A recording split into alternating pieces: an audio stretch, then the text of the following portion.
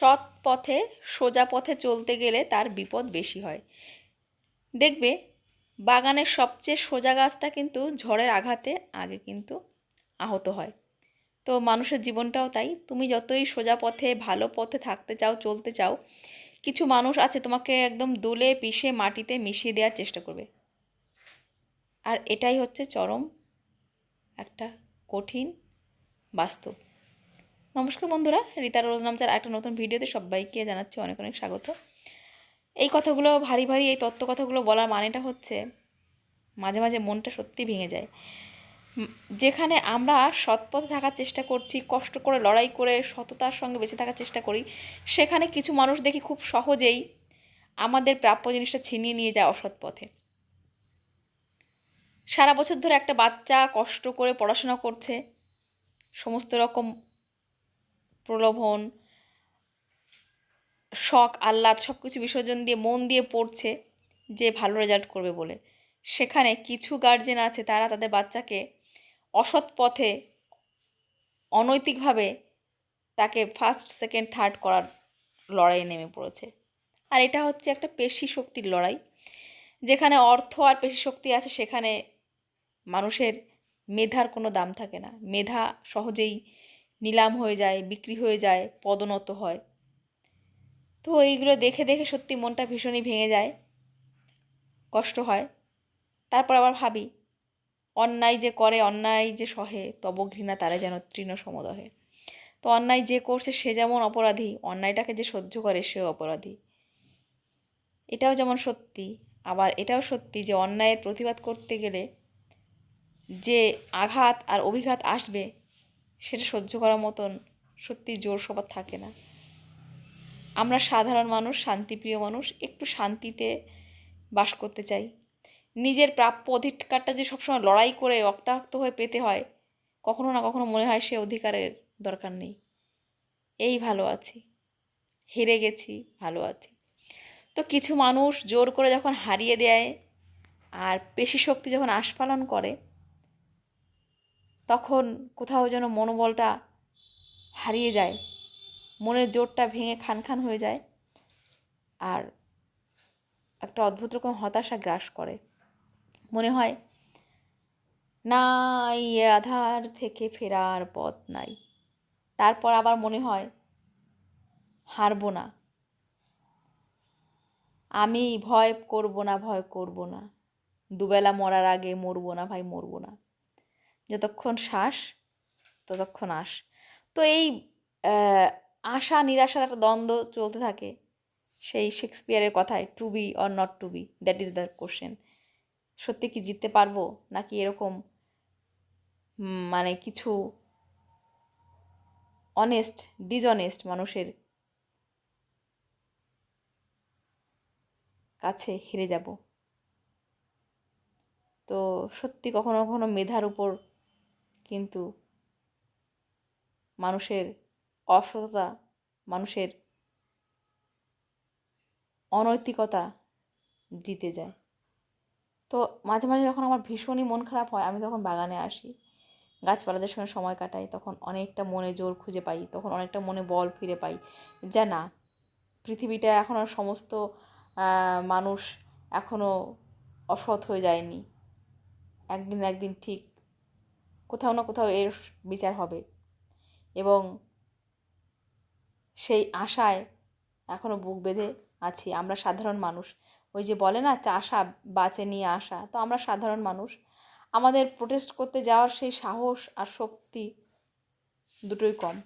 আমরা প্রোটেস্ট করতে গেলে তার যে অভিঘাত আসে সেটা খুবই ভয়ঙ্কর। প্রতিবাদ করাটা কিন্তু সহজ, কিন্তু প্রতিবাদ করে টিকে থাকাটা এটা ভীষণ কঠিন, ভীষণ কঠিন ব্যাপার। আর কথাতেই আছে, জলে থেকে কুমিরের সঙ্গে লড়াই করতে যেতে নেই, এটা বোকামি। তো জলে থেকে কুমিরের অনৈতিকতা সহ্য করা, এটাই বোধহয় আমাদের নিয়তি, আমাদের সাধারণ মানুষের নিয়তি, যে জলে থাকতে হলে আমাদের কুমিরের শত অত্যাচার আমাদের সহ্য করতে হয়, ঘরে বাইরে সব সময়। মানে মানুষের অত্যাচার সহ্য করাই যেন মানুষের নিয়তি। তো দেখি কি, যখন এরকম ছোটোবেলা থেকে শিখে এসেছি, অন্যায় যে করে আর অন্যায় যে সহে, তব ঘৃণা তারে যেন তৃণ সমদহে। কিন্তু এখন দেখছি অন্যায় যে করে আর অন্যায় যে সহ্য করে দুজনেই গেইনার হয়, দুজনেই লাভবান হয়। তো বাচ্চাকে কী শিক্ষা দেবো সেটাই বুঝি না। বাচ্চাকে কী শিক্ষা দেবো, যে তুমি অন্যায়কে করো, অন্যায় করে তুমি লাভবান হও, নাকি নৈতিকতার আশ্রয় নিয়ে তুমি হেরে যাও? কোন মানে একটা একটা অভিভাবক হিসাবে বাচ্চাকে কী শিক্ষা দেব সেটাই সত্যি বুঝে উঠতে পারি না। যে তুমি যদি নীতির সঙ্গে থাকো তাহলে তুমি হেরে যাবে, আর তুমি যদি অনৈতিকভাবে আশ্রয় নাও, অনৈতিকতা, তাহলে তুমি জিতে যাবে। তাহলে কোনটা করব, মানে কোনটা করা উচিত একজনের গার্জেন? একজন মা হিসাবে সন্তানকে কী শিক্ষা দেবো এটাই ভাবি। কী শিক্ষা দেবো আমার বাচ্চাকে?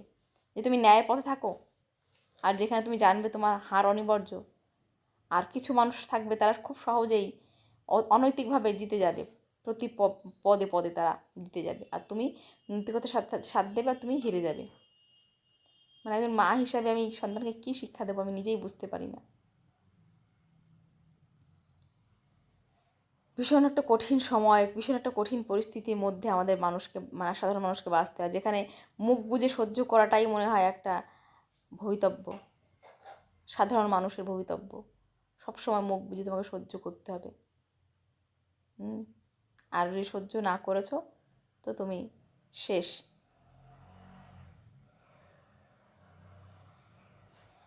তো সত্যি মনটা ভীষণই মানে খুবই খারাপ লাগে, কষ্ট হয় যখন দেখি যে কি বলবো, আমার বাচ্চা কষ্ট করে পড়াশোনা করছে, আর কিছু মানুষ তাদের বাচ্চা পড়াশোনা করছে, কষ্ট করছে না এমনটা বলছি না, খুব সহজেই তারা অনৈতিকভাবে তারা ফার্স্ট সেকেন্ড থার্ড হচ্ছে, আর আমার বাচ্চাকে ফোর্থ করে দেওয়া হচ্ছে।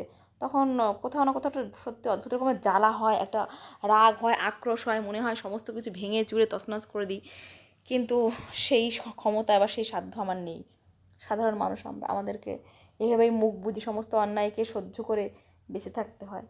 বেঁচে আছি আমরা এইভাবেই, এভাবেই বেঁচে আছি, অন্যায় অত্যাচার সহ্য করে করে এভাবেই আমরা বেঁচে আছি। তো যাই হোক, মেয়েকে বললাম বাবা তুমি কষ্ট করে পড়ো, তুমি তোমার কাজ করো, তুমি শেখো। সেই 3 ইডিয়টস ফিল্ম দেখেছিলাম না, যে তুমি কখনোই তুমি সার্টিফিকেটের জন্য পড়াশোনা করো না, তুমি শেখার জন্য পড়ো, পড়াশোনা শেখার জন্য পড়ো, এটাই বলছি, এছাড়া কী করার আছে। যাই হোক, বাচ্চাকে এই যে মেয়েদের বই নিয়ে এসেছি, নতুন করে আবার পড়াশোনা শুরু করছি। মনটা কখনো কখনো সত্যি ভীষণ রকমভাবে ভেঙে যায়, ভেতরটা একদম মানে খান খান হয়ে যায়। মানুষের এত অন্যায়, মানে এত মানে মানুষের এত দুর্নীতি, মানে মানুষ কী করে এরকম দুর্নীতি করে? একটা অভিভাবক হয়ে বাচ্চাকে শেখাচ্ছে অনৈতিকতার আশ্রয় নিয়ে তুমি ফার্স্ট হও, হ্যাঁ, কোশ্চেন পেপার জেনে নিয়ে তুমি ফার্স্ট হও, মানে কি বলবো কি বলবো বুঝতে পারি না, সত্যি বুঝতে পারি না। চাকরি বিক্রি হবে, বড় বড় প্রতিষ্ঠানের ভর্তি হতে গেলে সেখানেও পয়সা দিতে হবে। সামান্য মানে সুবিধা, মানুষ হচ্ছে সুবিধাবাদী একটা প্রাণী। সুবিধা আর স্বার্থ, এটা তুমি যত মানুষকে দিতে পারবে তত তুমি সুবিধাবান হবে আর কি, লাভবান হবে। তো সত্যি ভাবি যে এই যে আমরা সত্যি অনৈতিকতা মানে দুর্নীতি করতে গেলেও মনের একটা জোর লাগে। দুর্নীতি করতে পারাটা ট্যালেন্ট, আমাদের মতো সাধারণ মানুষরা পারে না দুর্নীতি। লাভবান হব জেনেও দুর্নীতি আশ্রয় নিতে পারি না আমরা, তাই হেরে যাই। যোগ্যতা থাকলেও হেরে থাকি, হেরেই বসে থাকতে হয়, মানে লড়াইয়ের আগেই হেরে ভূত হয়ে যাই আমরা, কারণ আমরা অনৈতিকতার আশ্রয় নিতে পারবো না। এটাই হচ্ছে আমাদের সবচেয়ে বড় অপরাধ। দুর্নীতি করতে পারি না, এটাই হচ্ছে সবথেকে আমাদের বোকামি। আর কিছু মানুষ বুড়ো আঙুল দেখিয়ে সমস্ত কিছু ভোগ করে কোনো রকম যোগ্যতা ছাড়াই।